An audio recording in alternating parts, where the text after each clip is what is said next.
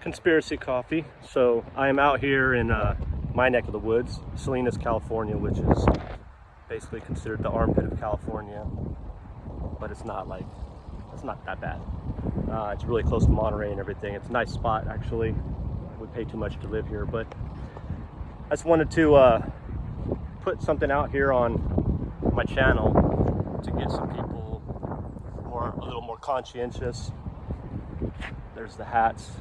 That's all we're famous for out here. But this little garden right here, it's a nice garden. Over there, you can see it tells you a little bit about what it is. I'm going to tell you about what it is. It says a little bit about what it is right there too. It's kind of hard to see.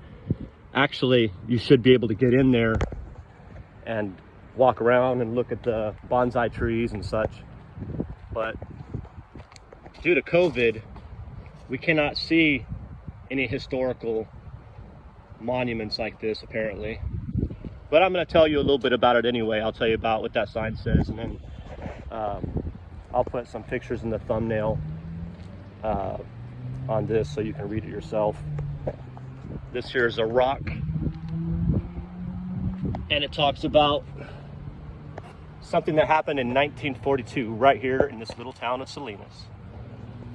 It says that this monument's dedicated to the 3,586 Monterey Bay Area residents of Japanese ancestry, most of whom were American citizens, temporarily confined in the Salinas rodeo grounds during World War II from April to July 1942.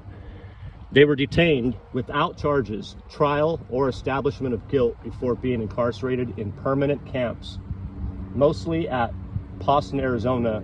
May such injustice and humiliation never reoccur, it says. California registered historical landmark, blah, blah, blah, blah, blah. Basically, yeah, Japanese Americans were put right here in internment camps, and they weren't asked, you know, anything about their rights or anything like that. You know, if you would have asked somebody, a citizen who wasn't of Japanese descent in America during World War II, what do you think about them doing that? They'd probably say, well, it's probably the best thing just for our own safety.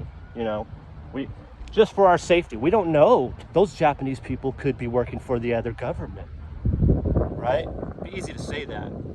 But again, those kind of people were on the wrong side of history, just like they're going to be on the wrong side of history with this.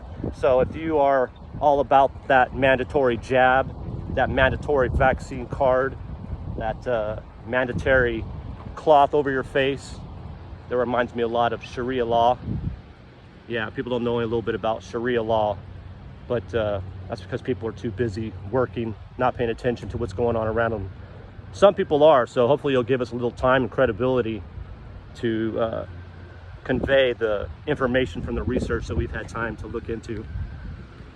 So anyways, I'm gonna view in on this sign a little bit longer for those people that don't get to see what it says on my thumbnail. I'll just, you can snapshot it. Let's see, hopefully, you know, snapshot it, zoom in, edit it so you can see it better. Post it on your Facebook and everywhere you can. Let people know that this has happened before, as recent as 1942, right here where I live. And it will happen again. But you have a choice on, you're going to be the one in the internment camp that they're making a memorial to and hopefully giving a lot of money to, or the ones that were scared out of their minds and abandoned values, ethics, and sound logic. Not with the mandates for nothing. Share it.